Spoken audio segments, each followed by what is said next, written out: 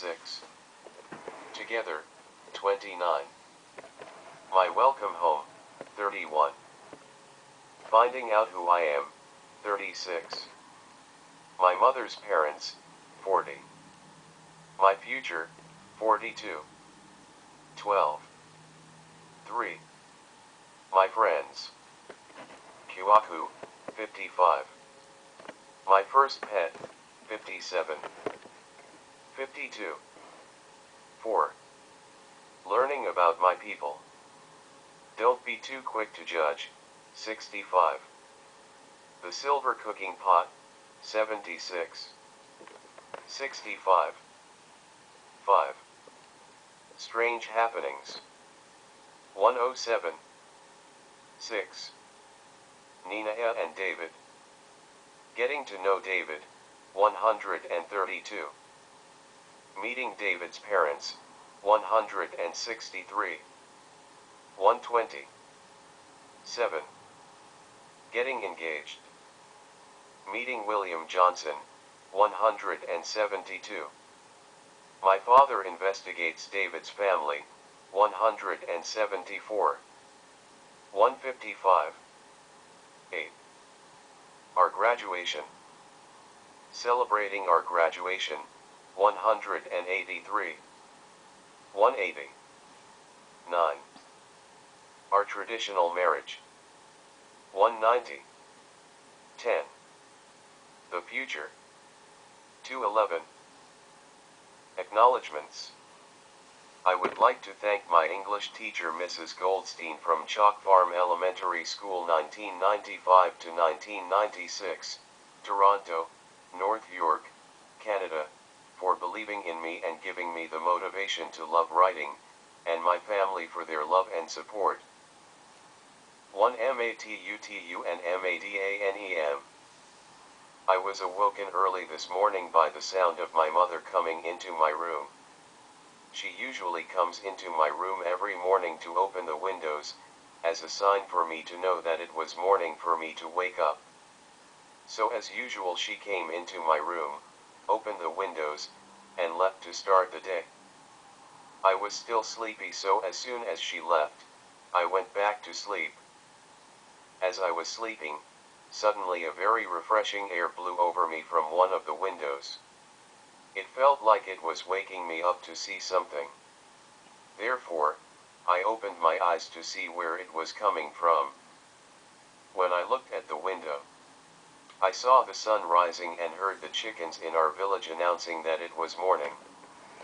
The sun rising was so beautiful that I got up and sat on the bed looking at it.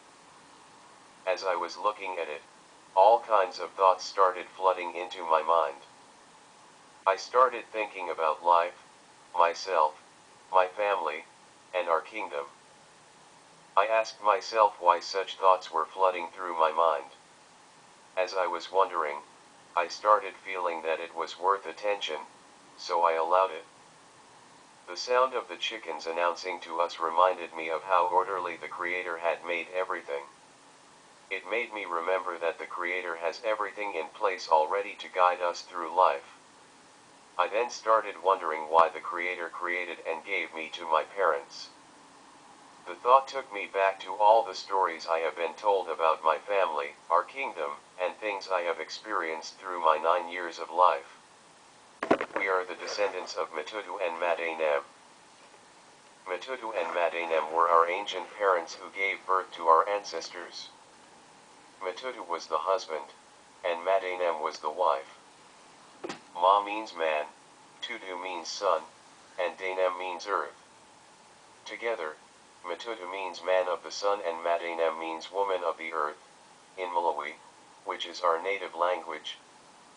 Matutu and Madanem had 7 children, and out of their 7 children came the people of our kingdom. My family is Wasa. Wasa was the last born of Matutu and Madanem, and all of us from him are called the Wasa people. We have our own village called Wasa, away from the other 6 families. My great-grandmother and my father were born in Wasa village, but we are now living in my great-grandmother's village called Dodoma. My life as the Creator willed it. I was born into one of the elite royal families in our kingdom in a small city hospital near my father's grandmother's village. When I was born, the kingdom of Matutu had expanded. It had a capital city, a second largest city, and many small cities and villages. My mother and father lived in the second largest city called Kwama. In the city, my mother had a grocery store business and my father worked as a council elder over the affairs of the royal house. During May every year, they traveled to my great-grandmother's village and returned in September. My father King Duwa inherited a very large cocoa farm and farmlands from my great-grandmother. Therefore, my father went to the village with my mother every year to check on his workers that cared for his farms, and to get ready for the harvest season when the crops were to be harvested. My father was also one of the councils of elders in the village and an advisor to the king. And around May is when the elders and the king came together to solve major problems that had taken place during the year.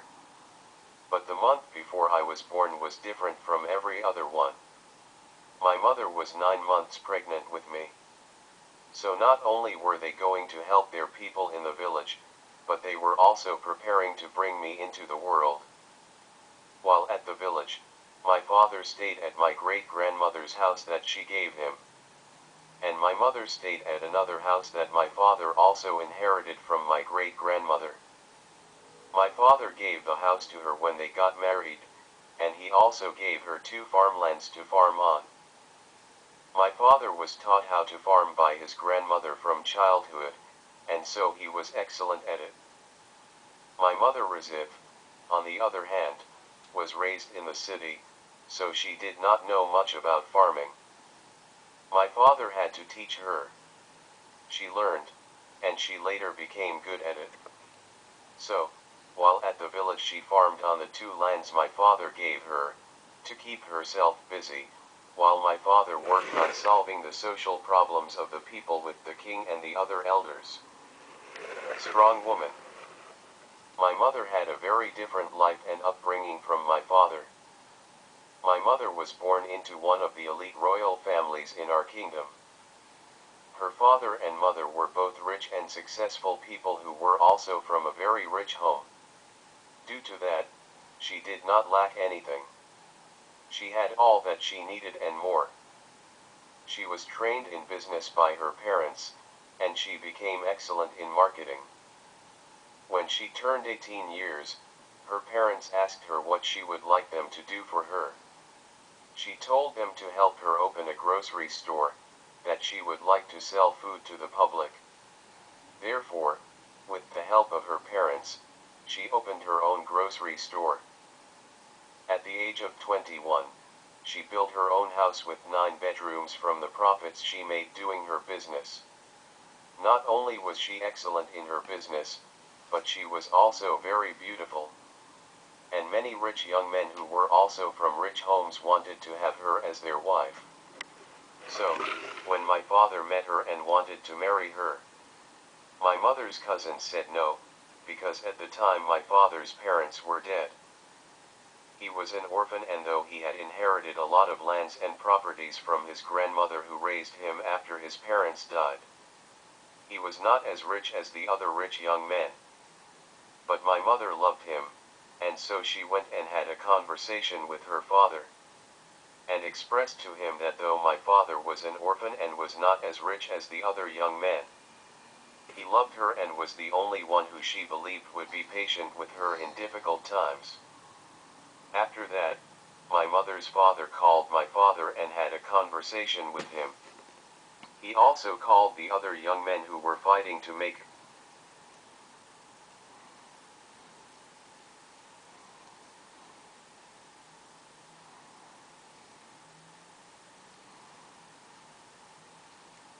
When my father met her and wanted to marry her, my mother's cousin said no, because at the time my father's parents were dead. He was an orphan, and though he had inherited a lot of lands and properties from his grandmother who raised him after his parents died, he was not as rich as the other rich young men. but my mother loved him, and so she went and had a conversation with her father, and expressed to him that though my father was an orphan and was not as rich as the other young men, he loved her and was the only one who she believed would be patient with her in difficult times. After that, my mother's father called my father and had a conversation with him. He also called the other young men who were fighting to make her their wife and had a conversation with them. At the end of their conversation, my mother's father saw that my father was the best man for her. As such, he gave them his blessing for them to get married, and they got married in our family home in Okinawa City. So, my mother had her own home in the village, and in the city. My mother's house in the village is right next to the king of the village wife's house. The king, whose name is King Kokoma, has 7 sons and 1 daughter with his wife. His daughter, whose name is Akuo, and his last son, whose name is Kiwaka, became my best friends. Next to my mother's house is another home that also belongs to my great-grandmother. My father's female cousin called Jima used to live there. She was a very strong and independent woman. She feared no one and didn't follow many of the things that the custom and tradition required that women did. Things like getting married, having children, knowing how to cook well, not smoking, not drinking alcohol, and not doing business in the area for men. She did not get married or had children. She had relationships with men, but never accepted any one of them as a husband. She didn't want to be controlled and loved not being answerable to any man. She wanted to be able to go out, do whatever she wanted, and come home when she wanted. And she had her way. She lived a free life, uncontrolled by what the tradition demanded before she died. Some of our family members believed she was a bad influence, but I loved her. I always went to see her when my mother was not around. When I had a conversation with her and asked her questions, I noticed that in a way some of what the family said was right, and some were wrong.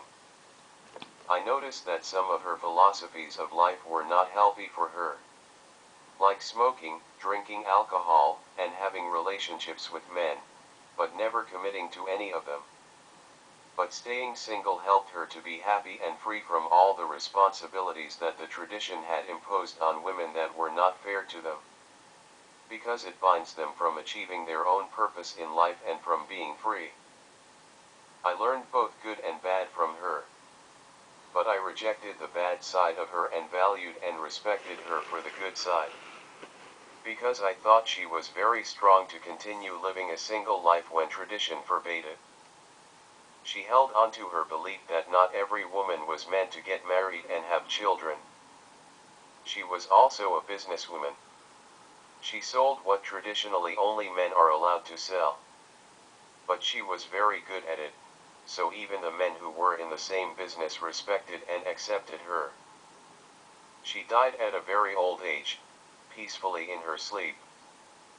Because she had no children, all the wealth and money she left behind was given to an orphanage home. The family did not want them. They believed that her ghost would hunt them if they took any, because they never agreed with the way she lived her life. So, my father and his family were lucky to have had a grandmother who was able to leave them so much land and properties, where they lived and farmed, which also gave them food to eat. And they accepted my mother as if as one of their own. To my great-grandmother,